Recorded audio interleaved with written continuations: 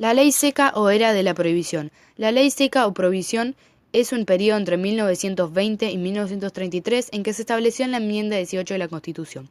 El 16 de enero de 1920 con la ley Volstead, mediante la cual se prohibía la venta, transportación y fabricación de bebidas tóxicas, o sea, bebidas alcohólicas, para su consumo en Estados Unidos. El 5 de diciembre de 1933, con la enmienda 21, se puso fin a la ley seca. La campaña por la enmienda 18 comenzó en 1913, con un intento de llevar a nivel federal la tendencia de varios estados que habían prohibido el alcohol. El 18 de diciembre de 1917, el Congreso pasó la enmienda 18 y la envió a los estados para su ratificación. La misma se hizo en enero de 1919 y entró en vigor un año más tarde. La ley clasificaba como bebidas alcohólicas aquellas que tuvieran más de 5% de alcohol. Los movimientos de la temperanza comenzaron a influir de forma organizada en la vida política de Estados Unidos en la década de 1840 a través de movimientos religiosos liderados por la Iglesia Metodista, que se oponían desde el punto de vista moral al consumo del alcohol y sus consecuencias. Tomó auge en 1880 con la campaña de la Organización de Mujeres Cristianas de 1874, 1869 y 1893.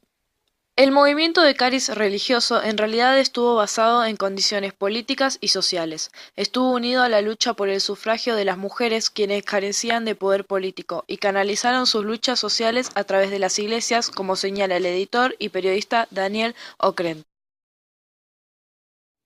Aprobar la enmienda de la prohibición se convirtió en una razón para aprobar el derecho de las mujeres al voto.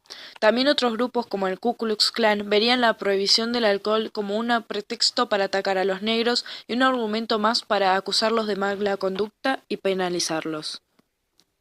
Al mismo tiempo, el consumo de alcohol se había convertido en un problema social que afectaba a las familias.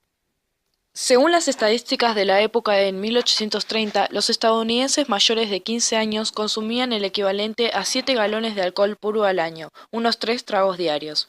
En los años de 1850 a 1890, el consumo de cerveza creció desmesuradamente.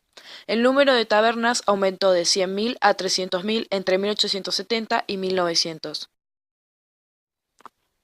En 1851, Maine fue el primer estado en prohibir la fabricación y venta de bebidas alcohólicas. 12 estados siguieron el ejemplo. Para el fin de la guerra civil, las leyes habían sido derogadas por las cortes y la oposición del público, pero el movimiento revivió en los años 1880. Mujeres al frente de la campaña. En 1873, Eliza Thompson de Hillsboro, Ohio, lideró un grupo de mujeres que se arrodillaban en la nieve rezando frente a las tabernas. Pronto, 9 de las 13 tabernas del pueblo cerraron en medio de las críticas.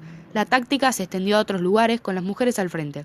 Hubo otras mujeres que se destacaron en la campaña. Carrie A. Nation, una mujer alta y formida, se hizo famosa por sus incursiones en las tabernas, hecha a mano para destruir todo lo que encontrara a su paso. Otra activista, Frances Willard, presidenta de la Woman Christian Temperance Union, incluyó la campaña contra el alcohol en la lucha por la reforma escolar, la reforma de las prisiones y los derechos femeninos. Susan B. Anthony, la figura principal de la lucha por el voto femenino, apoyó a Willard. Consecuencias. La ley no logró detener el consumo de alcohol. Para 1925 había miles de clubes llamados Speak Easy en Nueva York, escondidos en los sótanos de otros establecimientos. La ilegalidad desencadenó una serie de actividades y grupos ilegales como la mafia italiana de Nueva York y Chicago, y figuras como la de Al Capone.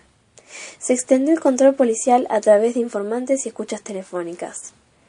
Desató la corrupción en la policía, quien se dejaba sobornar a cambio de no hacer arrestos relacionados. En 1931, un 8% de los policías de Nueva York había sido despedido por esta causa. La producción doméstica de vino se disparó entre familias de orígenes mediterráneos que acostumbraban a consumir vinos de mesa. La oposición a la ley seca comenzó en 1929 y sus opositores afirmaban el argumento de que daba demasiado poder al gobierno sobre el individuo. Las mujeres también se retractaron de su histórico apoyo a la ley a través de la Women's Organization for National Prohibition Reform ante las consecuencias que ésta traía para los jóvenes. Al tomar la presidencia en 1929, el presidente Herbert Hoover nombró un comité para revisar la ley, la National Commission on Law Observance and Enforcement. Aunque la comisión en un reportaje en 1931 apoyó la ley, las declaraciones de sus miembros revelaban escepticismo y las dificultades para hacer cumplir la ley.